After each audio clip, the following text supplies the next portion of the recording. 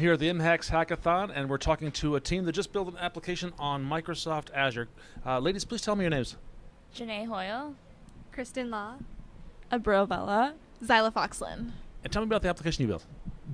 All right, so we were all winners of the National Center for Women in Information Technology Aspirations in Computing Awards. So we really believe that getting women involved in STEM, especially at a young age, is really important, and it's also very lacking in our society today. I agree. So we've built a web application that's aimed at elementary school girls, where they go through the story of the Wizard of Oz, and through that story they learn about all sorts of different robotic applications and, robots. And you built it. Tell me the technologies you used building this thing. Sorry, what was the question? What are the technologies that went into building this application? Okay.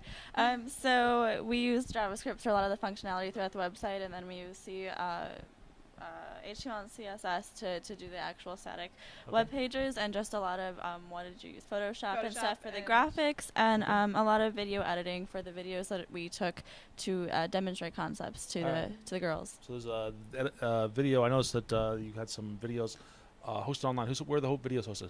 YouTube? On Yeah. YouTube. And where's the web application hosted? Azure. Microsoft Azure. Okay. Tell me, what was the biggest technical challenge in getting this thing out?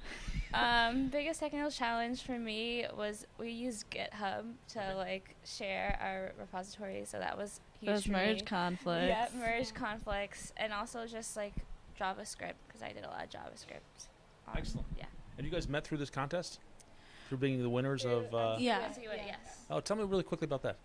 Okay, so NC WIT does an award for aspirations in computing that helps. The WIT is Women in Technology? Yeah. Okay. So this award helps support high school girls who are interested in pursuing computing. So it awards them for what they've achieved thus far in their high school careers, as well as what they aspire to do, and kind of really any aspect of computing. It tends to be computer science, but there's several engineers as well in this program. So we've all been recognized for our own academic achievements, as well as extracurricular, community, and our future dreams and passions that we have in technology and computing. Okay. And the app is called Ozbot. Where do you find it online?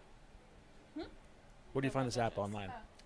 You can find it at ozbot.azurewebsites.net.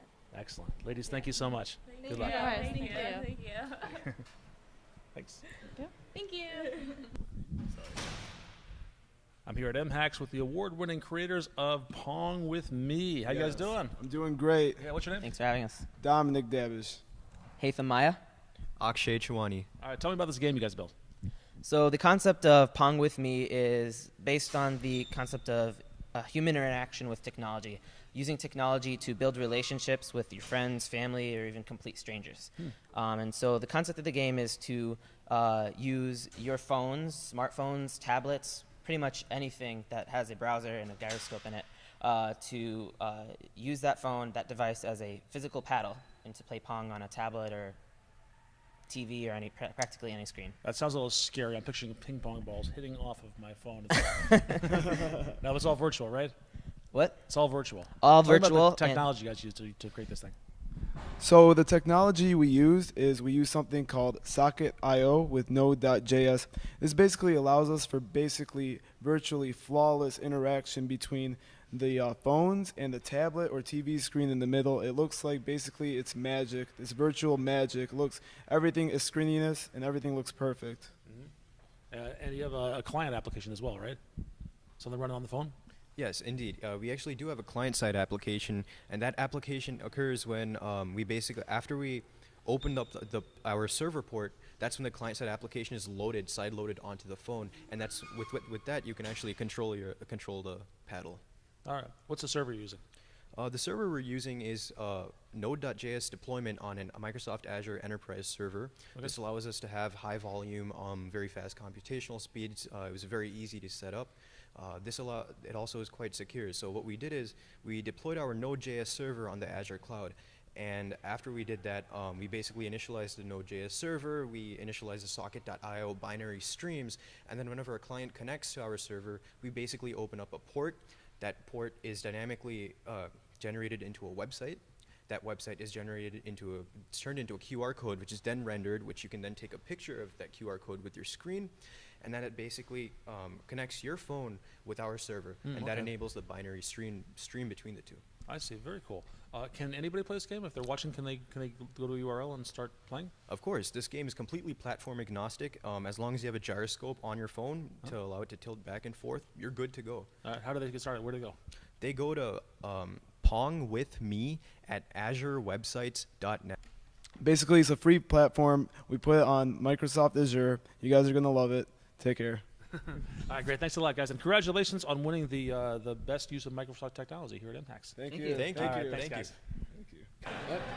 We're here at MHacks, and I'm talking to a team of developers. What's your names? Han. Angel. Nick.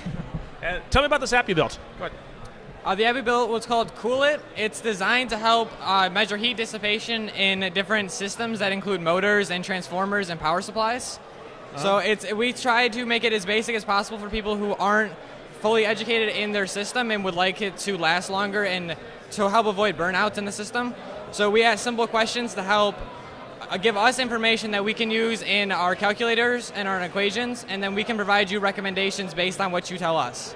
Cool. So the practical use is that if you bought some equipment, it's in a box, and you don't want it to get too hot that it'll actually burn out the equipment. Exactly, yes. Yeah. Okay. So let's say, for example, you have a brand new house, right? Yeah. So you have a wind turbine to save energy in this brand new house. And this wind turbine is powered by a motor when there's no wind. So inside this mechanical enclosure, there's going to be a lot of electronics that you may or may not know how to manipulate. So basically what we're doing is, this is an app tailored for engineers and non-engineers who own high-tech engineering equipment. So inside this box, there's going to be a lot of electronics that tend to heat up, and like when the temperature's really high outside, they might even burn out, end up ruining your investment. So the front end of this application is as simple as possible in order for anybody from a 10-year-old to a mechanical engineer to be able to answer the questions. And with the physics equations we have in the back end, we calculate the temperature inside your mechanical enclosure compared to the one outside using APIs, and then deliver to the user the best possible solution in order for you not to ruin your investment. Okay. And so are all the calculations, are they done on the device itself, on the phone, or are they done out in the cloud somewhere? Most of them are done on the devices itself, but we have used the API for the temperature, and yeah, I think so. We use API for the temperature. We used an API to gather information from each person that uses it in order for us to be able to do research on it and better it in the future. So basically, all of the programming for the mathematical equations, it's in the back end of the application. That's part of the app. All right. And you got 3 apps: an Android app, an iPhone app, and a Windows Phone app. Is that right? We have an iPhone app that is also iPad and iPhone. Yep. And we have a Windows Phone app. Oh, okay. So 2 apps. All right. Let's see the Windows Phone. You got it right here. Can you show it? Okay. Yeah. Right up here. So let me show the icon real quick. Yep. So the beta version of this is called MHacks, but the app is called Cool It. So it's the sprocket that's kind of blue with a white background. So when we navigate into this application, the first thing it's going to ask you is simple questions. It's going to ask you what units are you working on, is your enclosure painted or not, and it's going to ask you if it's indoor or outdoor. Let's say we use USA units, which are English units. It's outdoors, and our enclosure is painted. So then it'll ask you for the surface area of it. It'll just ask you for the dimensions, and then the app will calculate the surface area. So let's say it's 48 inches high, 36 inches in length, and then 60 inches in width. Then it'll ask you which part of your electronic device, your mechanical enclosure, is not allowing heat dissipation. So this is basically when these boxes are sitting on the ground or cornered to a wall. Well, that part of the box that is in that corner is not allowing heat to be dissipated outside. Right. So that part of the surface area must be subtracted from it. Got it. So you just mark down it's the front and it's the bottom. And then with APIs... Let's move to the end here. So you get the temperature from an API, and then at the end it's going to give you some advice. The end is going to give you this output result right here. So you're inputting the outside temperature and some inside temperature if you know It'll it. say, due to the maximum possible temperature, 94 degrees Fahrenheit, the area of the enclosure to be cut out for a ventilation system should be 4.14 square inches. So it'll let you know what you have to do in So you're order. giving some recommendation there. It gives you recommendations Okay, and very also cool. options as to how would you proceed in making your ventilation system if you do not know how to do it. Outstanding. Will this app be in the App Store soon? Hopefully it'll be on the Windows Store in the next week. Okay. And also the iPhone Store as well. All right, we'll look for that. Before we go, let's give a shout out to your team member who's not here right now. What's his name? Okay, so our team member who's not here right now, his name is James Harnett. He is a junior at high school. He was basically our iOS guide for most of the application.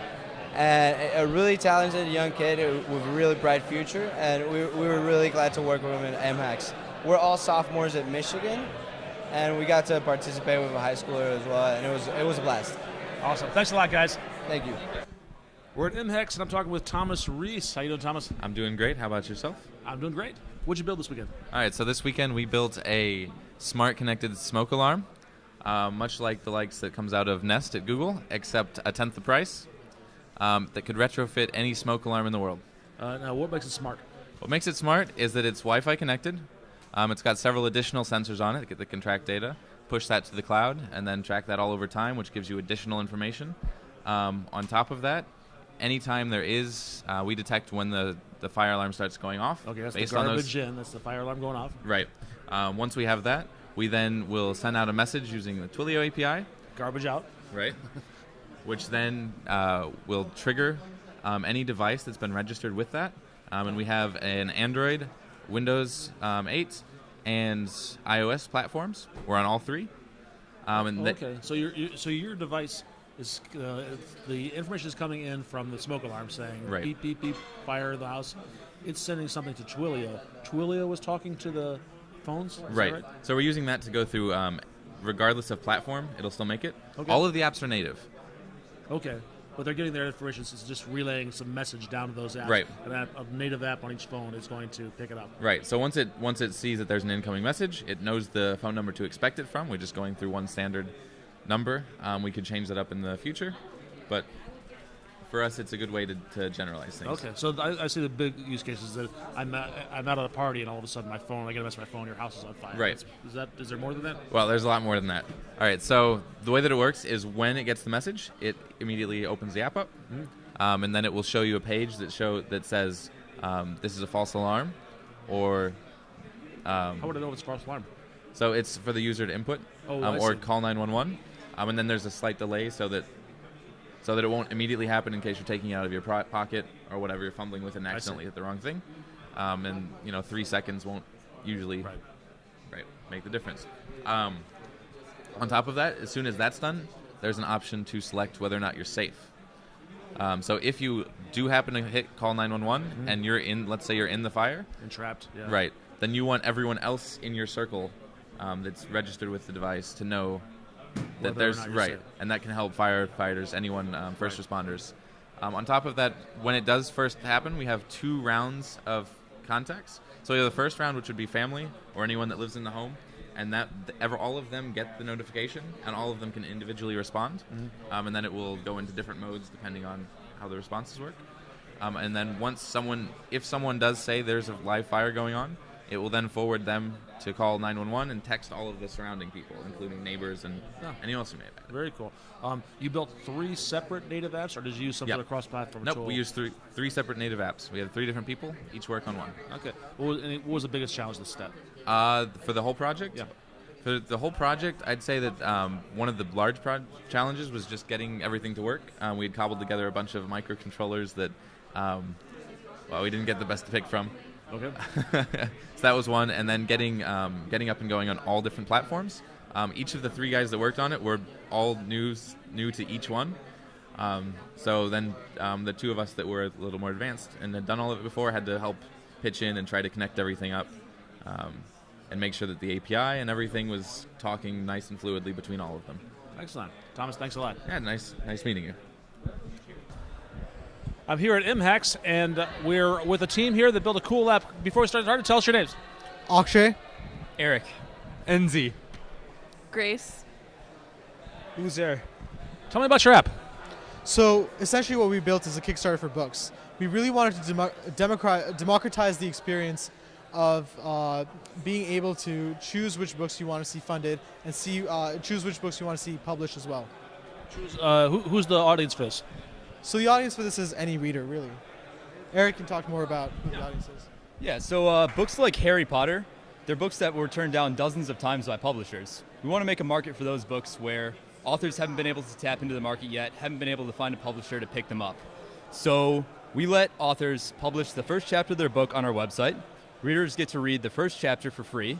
If they like it, they can help fund the cost of writing the book or publishing the book. So I'm hearing there's two audiences. There's the authors who want to be able to publish their books, and there's the audience that want to get good books exposed to them, right? Is that fair? Yeah. Okay. Tell me a little about some of the technology that's used in this.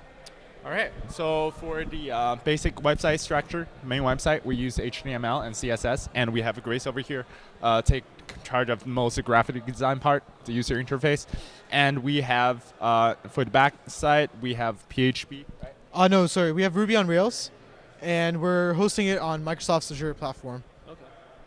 All right. So I work for Microsoft. So why'd you pick Azure? To be honest, Azure was they were one of the sponsors. Okay. So I figured that MHacks is a great event. Might as well try and help out one of their sponsors. Okay. I'd be interested to see how that works for you. How that goes. What was the biggest challenge that you guys had? Really designing a functional website within 36 hours. It's obviously a huge challenge, especially since we wanted to do a lot of user design, user experience, and a lot of back-end material. And is this online right now? Yes. What's the URL? Yep, it's online. It's pulp fiction.me. Pulpfiction.me. Pulpfiction.me. Yep. All right. That's right. All right, guys. Thanks a lot. Yep. And enjoy the hackathon. Yep. See ya. Take care. Bye-bye. Shake everybody's hands. Absolutely. Yep. Nice to meet you. Thank you. I'm here at MHacks with Matt Favero. Matt, how you doing? Hey, I'm doing great. How are you? Great. You had a really cool demo this year. We're not going to show the demo, but we have a cool piece of hardware here. And tell us about it. Yeah, so this is the Oculus Rift, and what we did at this hackathon is we made combined the Oculus Rift with Microsoft Kinect V2. We made a way for you to feel like you're in the same room as somebody else without having to physically be in that room. So we project you virtually into our virtual world, and two people live in 3D feel like they're right next to each other.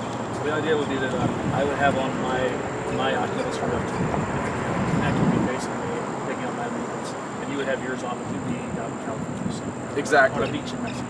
Yeah, exactly. Or the moon. Yeah. So what this is it's a display, and it tracks your head. So if I put this on, and I have it connected to my computer, I can be in a totally different place than where I am right now. Once you put this on and have some headphones, well, then we can transport you into an office, or the beach, or the moon, or whatever. And then using the Kinect, we can have your friends join you too. So it's not like you're leaving reality. You're actually just going to a different place. So is that the core use case? This is just virtual meetings. Yeah. So yeah, virtual meetings are definitely one of the cool applications we see of this. But also, it would just be good to connect friends and family. And there's probably a lot of other applications with educational uses. A teacher might want to lecture to their students, and obviously students like to sleep in. Maybe if they can just lie in their bed, put on their Oculus Rift, they could have front row seats to the lecture, or a comedy show, or a music performance, or whatever. Nice. Tell me a little bit about the technology. So you had the hardware was the Oculus Rift, you had the Kinect hardware was the SDK for that. Yes. So there's a part of this. Yeah, so there's a Kinect SDK and there's Unity SDK. They're both integrated with this engine called Unity. And we use gaming engine. Yeah, it's a gaming engine, and we used it for basically a non-gaming social application.